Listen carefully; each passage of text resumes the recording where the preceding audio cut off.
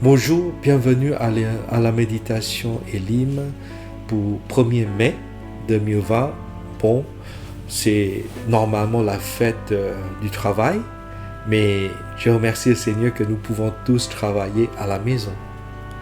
Voilà, les psaumes 46 à partir de verset 9 nous dit « Venez contempler les œuvres de l'Éternel, les ravages qu'il a opérés sur la terre. C'est lui qui a fait cesser les combats jusqu'au bout de la terre. Il a brisé l'arc, il a rompu la lance, il a consumé par le feu les chars de guerre. » Amen.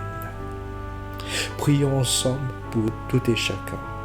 Prions que la paix de Dieu règne malgré tout ce qui se passe autour de nous. Et voilà, l'invitation est donnée dans verset 9. Venez contempler, regardez ce que Dieu a fait dans le passé pour Moïse, pour Jacob, pour Israël, pour David, pour Jésus, pour les apôtres.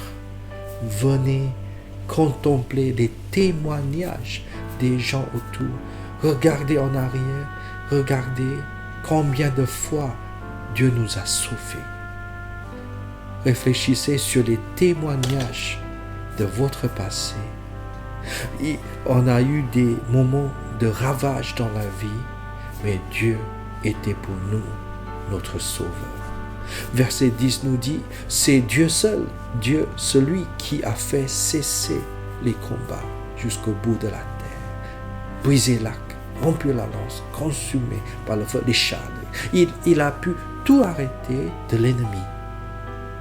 Il est le Dieu tout-puissant, l'Éternel des armées.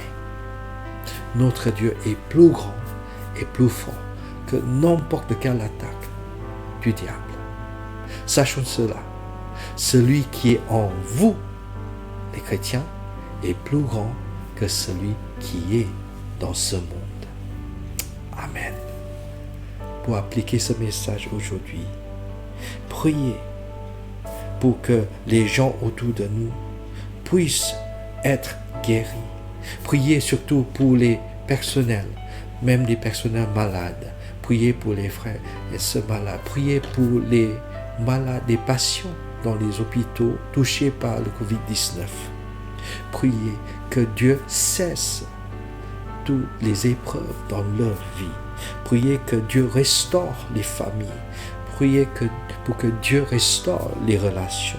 Priez pour qu'il y ait la solution médicale trouvée, découverte par les scientifiques dans les laboratoires, par les médecins.